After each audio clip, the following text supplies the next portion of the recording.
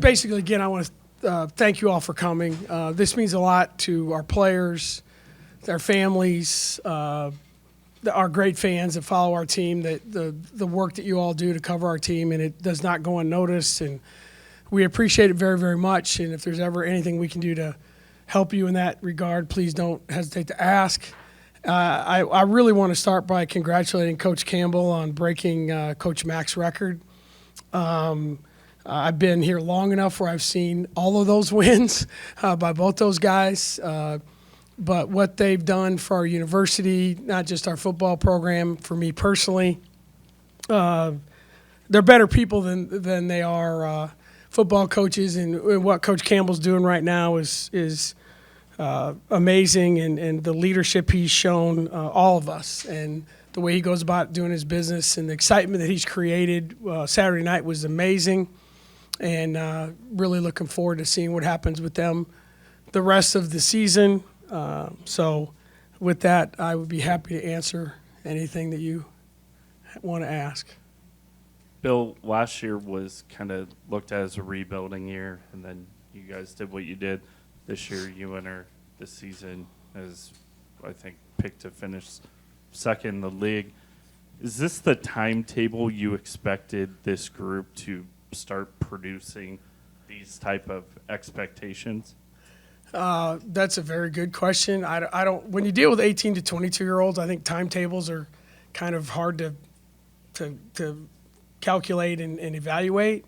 But I really, what our players did last year, and really what our staff did, my staff did, was as good of job of I've seen in a long time. They always talk about college sports. You want to get older. I think we got younger. When you really think about it, I think we have one senior, and there's teams in our league with eight seniors. But I was really proud of what they did last year, and certainly the message to our players, our staff, if that's the best year that especially those freshmen, are going to have, that's the problem for them and for me. Hopefully, it's a start of something, and I think they embraced that this summer. We had a great offseason. I love this team. I love being around them. I love what they're about. I love the journey we're about to go on together. But they understand, where they are now, and I think they understand where they want to go. You never shied away from the idea of tangible goals that you want or feel like a team can achieve. What are some that you've sat down and said, okay, let's go try to accomplish this. Let's do this.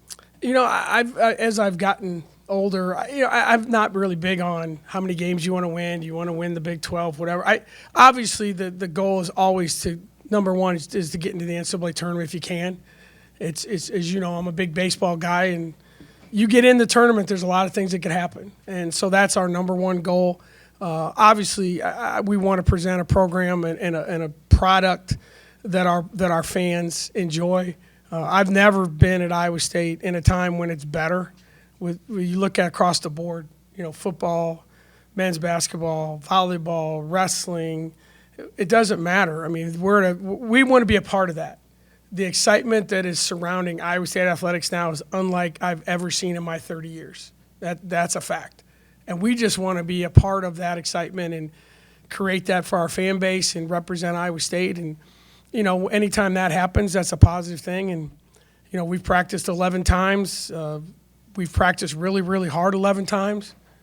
I'm not going to say really well 11 times, but we're showing up every day. And I think that's one of the things that we've tried to instill in our players is showing up is a skill. I really believe that. And so far we're showing up, and hopefully against the schedule we have to play, we'll show up and compete the way we're capable. Hi, Bill. Hey, Rob. How can Audie and Addie improve on already really impressive offensive performances as freshmen? And B, how impressed were you with the way they attacked the offseason, strength and conditioning, focusing on defense, that sort of thing? No, I mean, Audie and Addie they're extremely skilled kids, obviously, and that they came with that. That's not something that we really taught them. But I think what they understand is there's another level to being a great player. I've never bought into the whole well, people celebrate a two-way player in basketball, and that's what you're supposed to do. You're supposed to play offense and defense. So I've always thought that was really odd. But, that's the things that we've talked about with them. They all have little things they can improve on. Certainly, the strength and conditioning is a whole nother level for them to go from what they went from freshman to college to now, okay, now I know what this is about and the rigors of playing collegiate basketball. And then it's what am I doing individually to make myself better?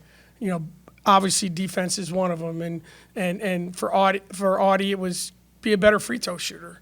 I mean, there's a lot of little things. For Addie, she's got to cut down her turnovers a little bit. And, those are all things that they understand.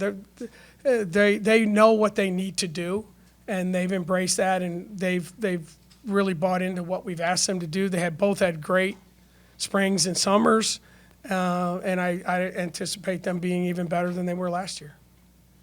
It seems like you've got a lot of really good returning shooters and incoming shooters. Can you talk about what maybe Kenzie, having played in a good league on a good team, performed at a high level, adds to already a pretty good arsenal for long range? Yeah, I mean, we kind of decided, with what we had returning and the way we want to play, we felt like we really needed to be able to space the floor because of Audie.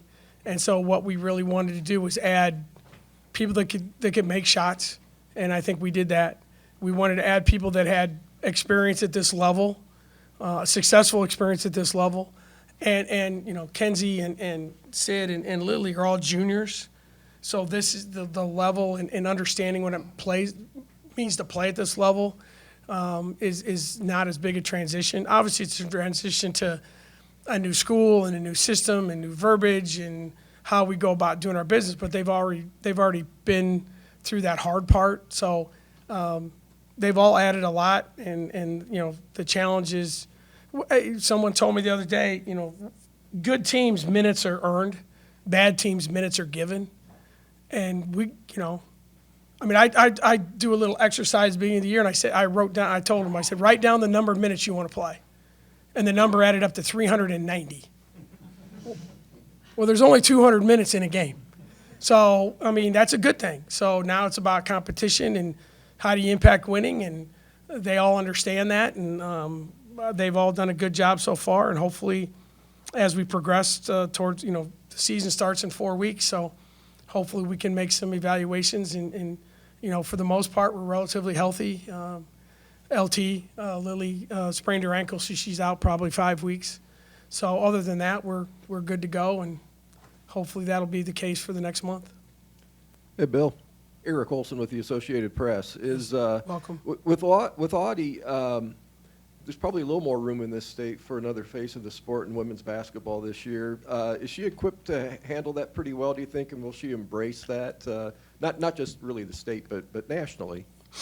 I can tell you, I don't know that I've ever been around anyone more ready to handle it than her. Her personality, the way she goes about her business. If you watched our Stanford game and watched her just literally get the living you-know-what beat out of her the whole night, and she just smiled through the whole thing. The way she handles her post-game press conferences, the way she handles everything. Her mother did a phenomenal job with her. She's ready for whatever, and I think she understands, who she is and what she means to our state, what she means to our program. So she's gotten a lot of attention. Her world changed when we played Maryland. That weekend, her life changed probably forever, and all of ours did. I didn't anticipate it. I probably should have in the modern world we're in collegiate sports, but it's a lot different now for her, and she's got a lot of support, and she'll handle it without any issues. Touching on the transfer topic a little bit, how have you seen that group integrate with a roster that uniquely has a lot of experience already on the court?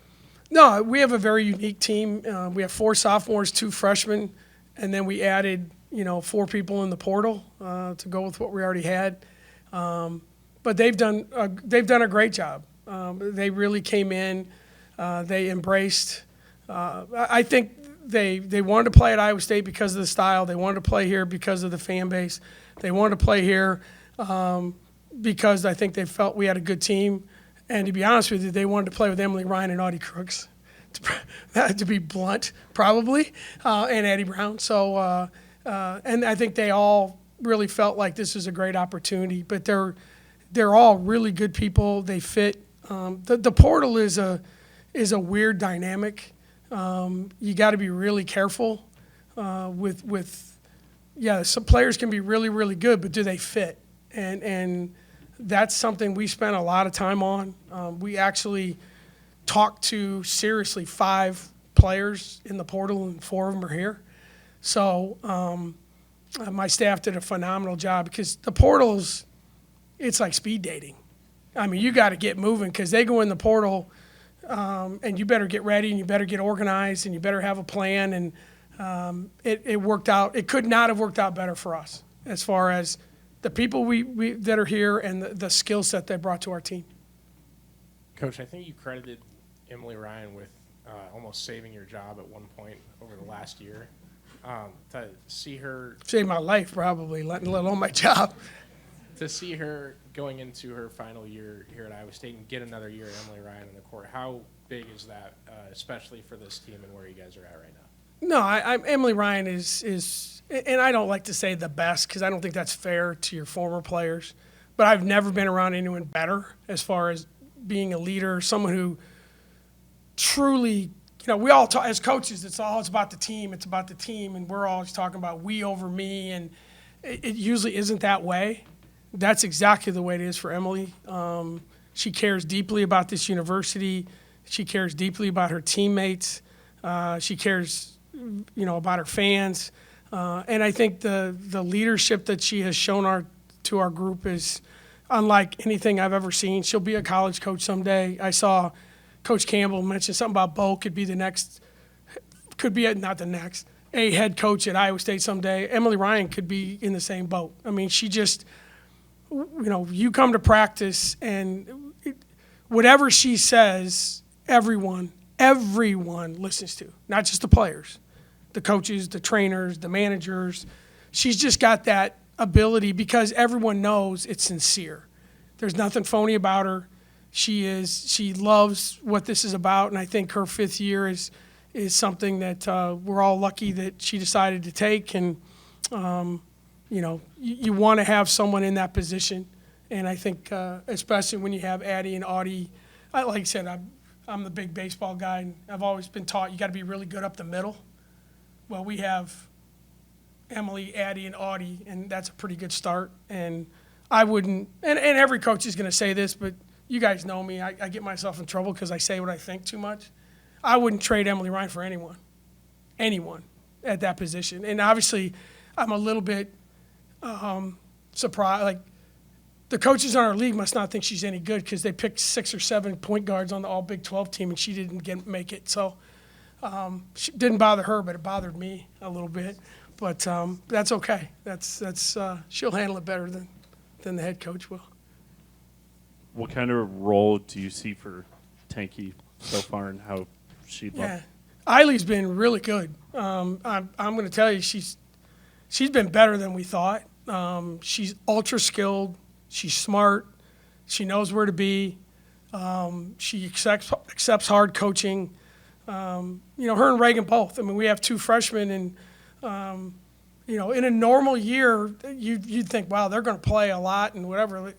This is the first year I've been at Iowa State, and I've been here a couple years. We have 12 players, and every single one of them, I could tell you, I could put in a game tonight. Obviously, you can't play 12, so that's where the competition comes in. Kind of against the rules, yeah. May need to against some of the people we're playing. No, I mean, Eileen's been tremendous, and she fits in well. She's got a great personality. She doesn't act like a freshman. She jumps right in there with the other guys. So, but she is ultra skilled, and I think the one thing I've learned, and I think our staff would say the same thing, her basketball IQ is a lot higher than we even anticipated. She's in the right place every play. It doesn't always work out, but she's in the right place. And I think that's a credit to her. It's a credit to her coaching and her commitment to what she has to do to be good.